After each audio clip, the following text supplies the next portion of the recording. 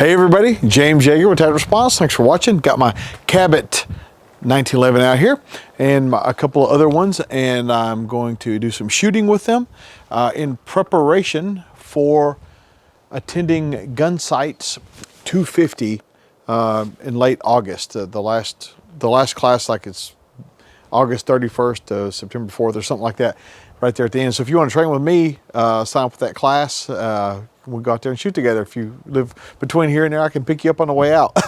But so I'm going out there, and I'm gonna use a leather holster and a 1911 in the class. And I've got 3 1911s, so I'm gonna take them all. And because I always take a backup gun when I go to any class, I always take if I go to an AR class, I take another rifle, and and so I'm doing that with this one as well. And I'm going to take the Remington that you guys have seen before, before they canceled my channel. I did some videos with it. I guess I don't even know if they make these anymore or not, but I'm going to shoot that thing. And then the Taurus 1911, I'm going to shoot that thing. And these will both be my backup pistols for the class. I don't expect to need a backup pistol. The Cabot runs great, but we'll see. Always like to have a backup plan. I have another 1911 that is in the works that might be on the way, and that also might be interesting too. But I just came out here today. I haven't shot 1911s in a while. Matter of fact, I don't know if I've shot a 1911. One of my 1911s since I took the Larry Vickers and Ken Hackathorn 1911 operator class. Great class. Did a video on it. So I'm just going to come out here and just shoot a little bit. I got a DEA dot. They're 3-inch dots. I'm going to shoot them from about, I'll pace it off, but 30 feet, 10 yards or something like that. And that's it. So I got a bunch of Wilson combat mags loaded up with some nice full metal jacket ball. They all fall to the ball, as the 45 guys say. Also got a couple of 1911 holsters here for the Remington and Taurus. And but when I go to Gunsight, I want to do the 1911. And people ask me why the 250 class. Well, that's their beginning class. Now I have been invited to, as you guys saw before, the Scout Rifle Summit. I was invited there for that, and I did a backup gun media event there before, but this will be my first class with other just attendees of a class, and 250 is like the front door, just like I tell people our fighting pistol class. 250 is the class at Gunsight they would like you to take first, as far as I understand, and so trying to follow their guidance. I wanted to take this class a long time ago, before I could afford to go, and when Arizona was a unreachable destination. And so I get to go now, and I'm very happy about it. And so those of you guys that might be training with me in Raton, New Mexico at the beginning of September, I'm going to leave Gunsight Friday, and it's about an 8-hour drive, and be teaching Saturday morning at Raton. So I'm hoping, I don't know what time gets over at Gunsight. I hope it's a little early, so I can, and that's Labor Day weekend, so I can skedaddle out of any, hopefully get out of any traffic or anything like that might be between here and there, between there and there. But regardless, it's going to be fun. If you meet me in Raton, we're doing fighting pistol, fighting rifle, and I'll be fresh out of Gunsight, so you can ask me all your questions there at the class. So without further ado, let's do some shooting. Okay, some further ado. Just want to see, working off my nice tactical table. Oh, I hear freedom. That's like the Liberty Bell ringing over there. Got a fighting pistol class going over there.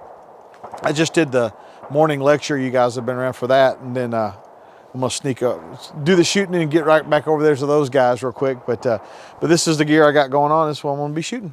So I got my lucky Midwest shooting hat on. These hats are real comfortable. Also, the AR-500 armor hats are real nice too. And the XSsights hats are real nice too. All right. So, I guess I'll shoot the Cabot first. Shoot it at the number 1.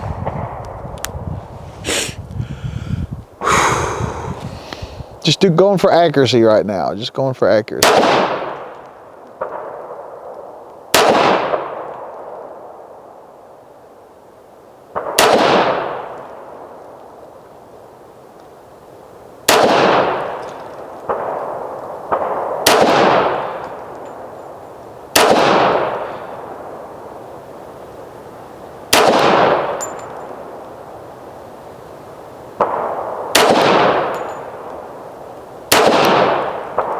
Okay.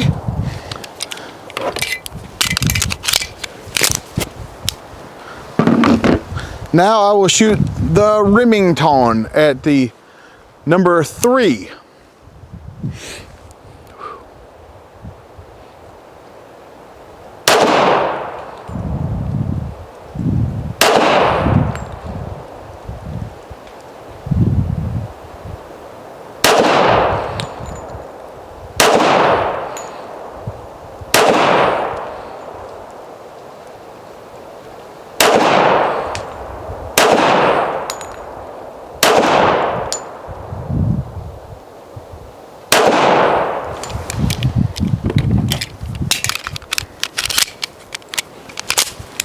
All right.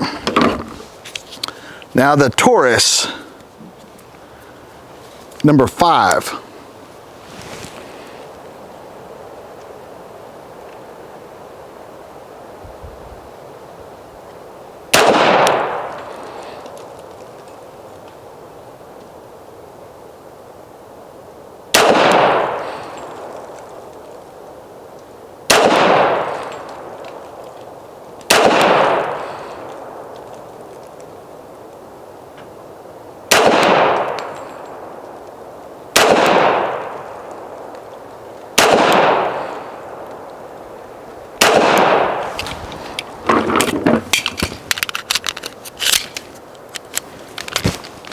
Let's go check it out. All right, so my group with the Cabot here, I was putting the front sight right here on all of them. And so typically especially with 45s, typically when you're around this distance I am, 10, 15 yards, they're a little higher than the front sight. 45 ACP has the trajectory of a thrown rock. But a nice little group. But overall, that's a, you know, it's a, I don't know, whatever size group. The Remington, another nice group. Here, that little guy, oh, don't worry about that little guy. And then the Taurus, a little bit bigger group, but the Taurus, shooting it right back to back with the Cabot, I went from the best trigger, medium trigger to worst trigger. I'm not trying to be mean on the Taurus, it just had the heaviest trigger of these 3 guns. And so it made it a little less shootable as far as that goes, but still shoots fine. And I'm not telling you the Taurus is bad, just the Taurus is the newest gun, so it probably needs a little shooting, get everything kind of got smoothed out, you know, in there. But you know, as 1911s are, they like a little TLC, and so there's that. So now I'm just going to try to shoot a little bit, shoot some steel, shoot a little bit faster, and just see how they handle shooting a little bit faster.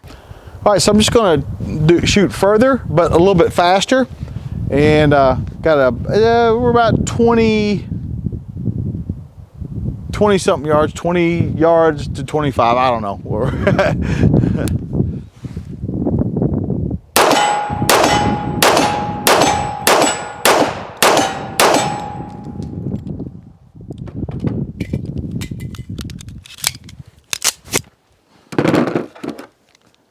Now the Remington.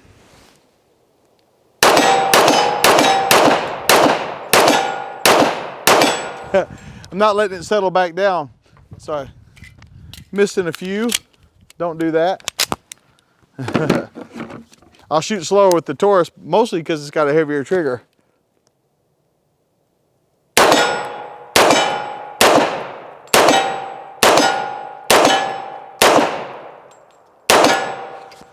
Yep, going too fast. Now I'll slow down and see about some headshots.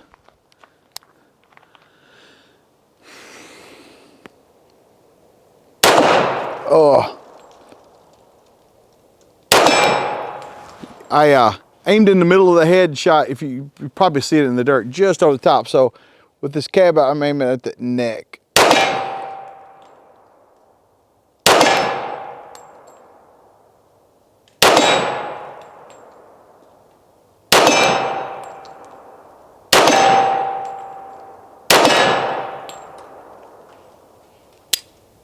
Okay.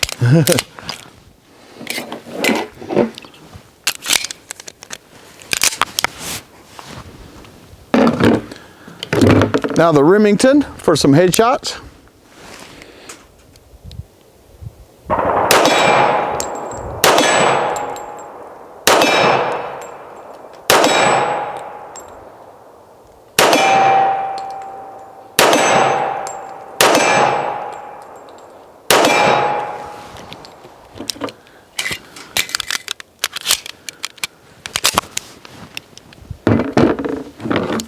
Now the Taurus for headshots.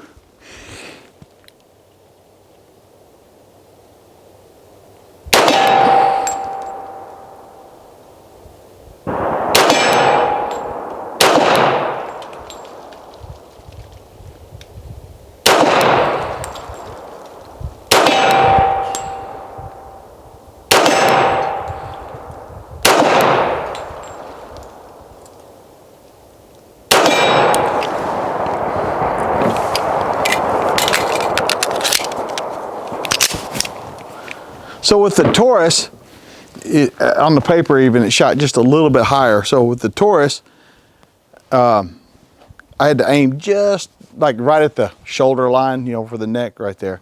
And so those, you should be able to see them on the video. They just look like they skimmed the top of his head when they went across. But all three of these guns are absolutely shootable. The Cabot, you know, is the Cadillac of these guns, but you know, I mean, it costs more than those guns, but I've had really good service from this Cabot 1911. You guys watch my old channel. I've done a bunch of videos with it. I get, including taking it through the Vickers Hackathon 1911 class. It's just a good gun. You could just, not that the other guns aren't good guns, but you can tell where the money goes when you buy a Cabot. Like, you can tell when you work the action, when you shoot the trigger, you can tell where the money goes. And the Cabot guys are alumnus of Tactical Response. They've come out here and right here on the other range and shot. And the Taurus guys were going to come after NRA, but they're afraid. No, I'm just kidding. We're talking with Taurus, and we might get there pretty soon. But and again, I got another 1911 coming. But it's hard not to like this Cabot 1911. It's hard not to like it. Hearing that freedom, man. But that's it. I just wanted to get these things out, dust them off, you know, make sure that the mags all work, make sure the ammunition cycles through, all the ammunition cycles through all of them and all that good stuff. And like I said, I might have a number 4 to add to the stable before class, but just, you know, in the spirit of getting ready for the class, that's what I got going on. So yeah, that's it. And I like all these guns, and the Taurus guys are great. They're just awesome people. They're just great dudes. They're the kind of dudes that you like, man, I want to give that guy some money. And the Cabot guys are awesome people, like those. And of course, Matt Dorito of the band Pop Evil helps out at Cabot every once in a while, and Matt's a good friend. And so it's real fun. Like, you know, NSR, you know, Dave's my friend. I've watched his business grow, and Galco, and Mike, and the guys out of Galco, alumnus. Dave's an alumnus, the guys at Galco, a bunch of alumni out there, training. Like, I just like dealing with people in the industry that are really in the industry, that are really shooters, that are really gun carrying folks, and stuff like that. And certainly the guys I've talked about are those people. So it's hard to make a bad choice out of these 3 guns if you're looking to buy one. Like I said, I don't even know if the Remington's still in business anymore as far as making. I know they quit making AR-15s and Bushmaster shut down, and so I don't even know if that gun's made anymore. But that Taurus, especially if you're one of the guys that likes to buy a gun and tinker with it, that Taurus, you know, slick up that trigger. But they're all serviceable guns for sure. So Gunsite 250 at the end of August. I'll be driving out there, then I'll be driving over to Raton, New Mexico, doing the classes over there. Be glad to see you guys anywhere along the line there. But I do appreciate you watching. This is James Yeager for Tactical Response, reminding you that your responsibility to be ready for the fight never ends.